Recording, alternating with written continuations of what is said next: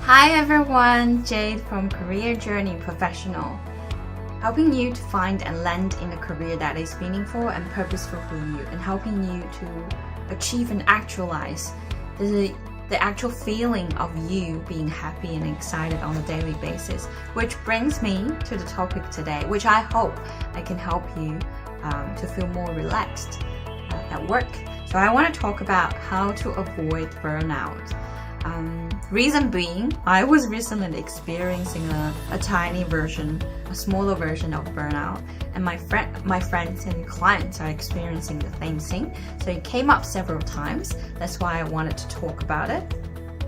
So let's define burnout. That's how I like to do things. Let's put a rough definition, meaning what is burnout. So according to a definition online, a state of physical, emotional, and mental exhaustion caused by long-term involvement in emotional demanding situations. So my take and my personal experience as well. I mean, if you have experienced burnout, you definitely know what I'm talking about. I think it's a prolonged period of exhaustion, like feeling so tired or fatigued, not just physically, but also mentally and emotionally. And especially the mentally and emotionally makes you burn out in the end. I mean, you literally break down, or you just can't wait to get out of that situation, get out of that job, get out of that company, get out of that project. That's what happens with burnout. You have your energy and your willing to do that has been depleted. You have been drained completely, nothing left. Other than not willing to do it anymore. And I want to talk about how we can avoid it. The first one is you need to know your breaking point. You need to know at what point you're going to tip over, at what point this is it. It's like drinking alcohol. You need to be probably drunk once to know where you're at. If you have been experiencing burnout, you will know exactly what I'm talking about. If you haven't, but you do experience some prolonged unhappiness, probably not like depression kind of unhappiness, but just to a certain degree, it was always there and it's accumulating over the process, then it's pretty much gonna be turned into a burnout. For example, for me, when I experience burnout or pre-burnout, I always have left shoulder pain. I mean, as most of us are sitting in front of a computer nowadays, we always have tight shoulders and stiff muscles. But my left shoulder, it's exactly the trigger that tells me you're too stressed or you're pushing yourself too hard. That's like a signal that tells me. So you probably want to look for that kind of signal as well. Sometimes it's not physical. It could be mental. It could be just a feeling. It could be just an emotion. Maybe it could be melancholy. It could be you don't want to sit there. You don't want to do that task every morning. Or I actually have a client. She was unhappy with the work arrangement, especially with the new trainee that she was training. She started to unconsciously finding excuses not to do it, or not even going to work when the training is what has supposed to be with her for a whole day.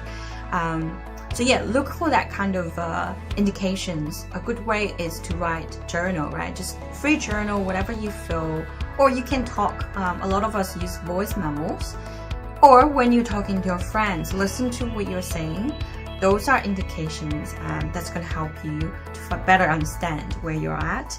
So yeah, knowing where you're at, knowing your breaking point, knowing all the triggers or the symptoms or the indications of your stress, if you're fatigued, if you're not feeling good, or if you're approaching burnout. And the next one, I mean, how to avoid it and how we can better deal with it is, I call it change your environment. And this can be big or can be small. So change your environment from that work environment or whatever immediate situation you're in and you want to get out of it. The way is to change that.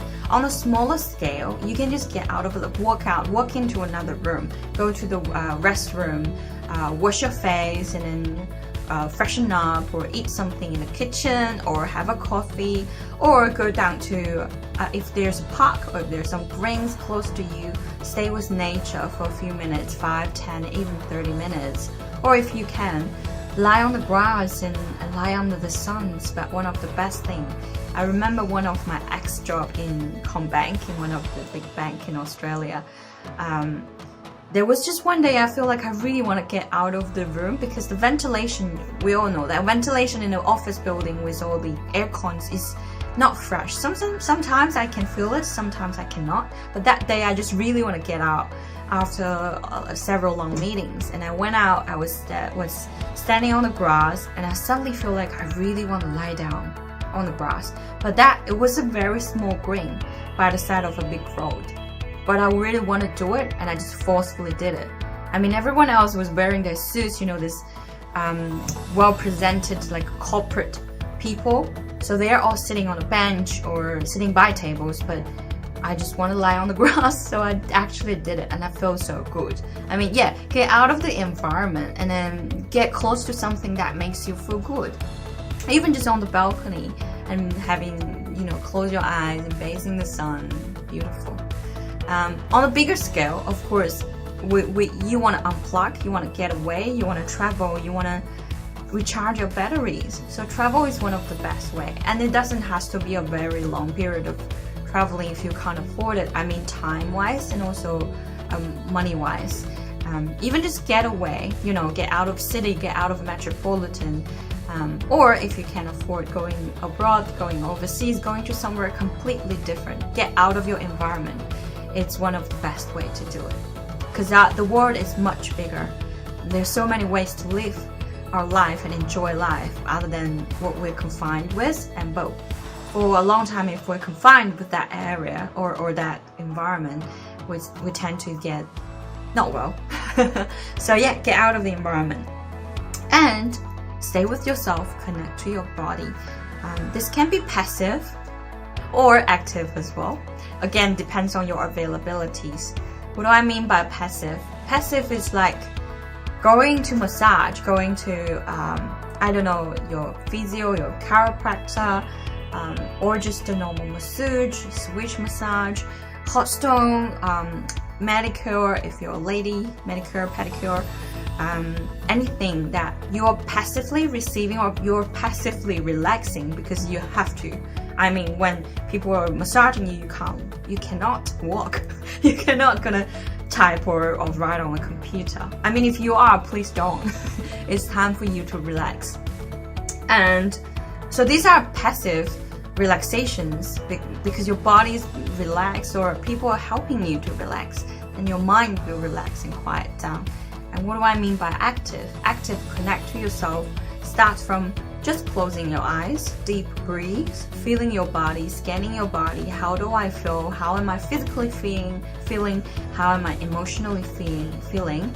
Or doing meditation. If you do that, it can be silent one for even just 2-3 minutes, or up to 20 minutes if you have that time, or guided meditation, whichever way works for you, or just journaling, or like I said, stay in the nature and lying down for like 5 minutes or 10 minutes.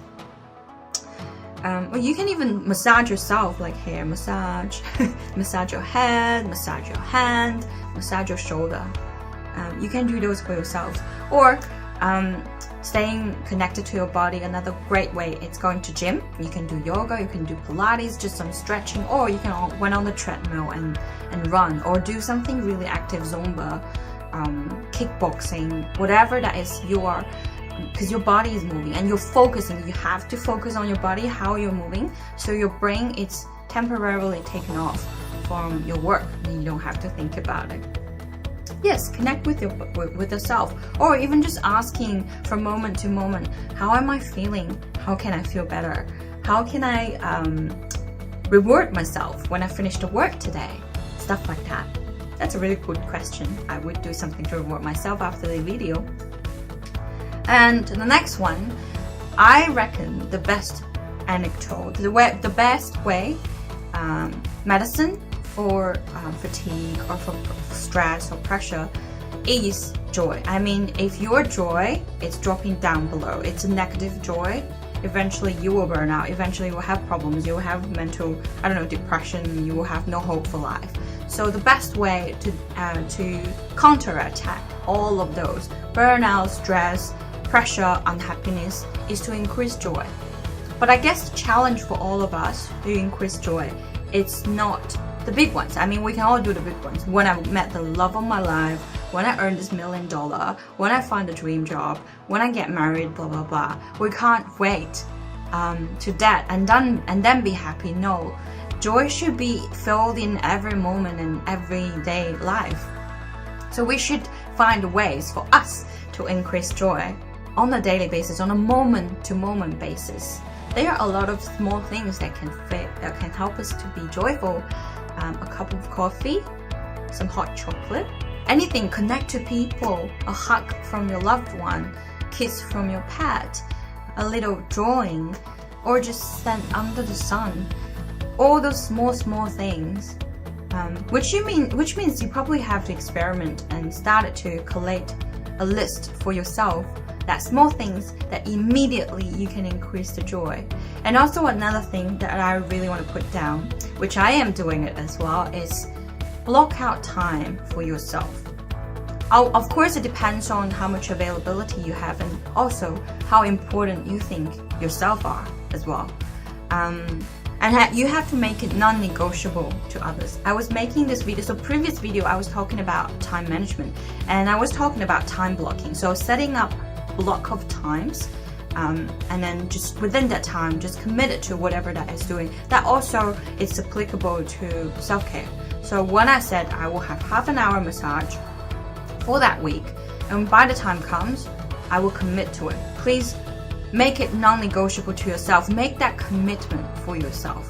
Sometimes we are non-negotiable to others. If you want to do something, it's easy to set time aside, but when it's to yourself, you need to make it non-negotiable as well. That's one of the way to put yourself first. I mean, loving yourself. So setting appointments for yourself, setting whatever you need for a haircut, for a facial, for a massage, for guys maybe playing soccer. Set that time up and then stick to it. That's one of the great way to fill your life with joy. Okay, that is something that I want to share with from my heart, and I hope that can be helpful, and I'll see you next video. Bye.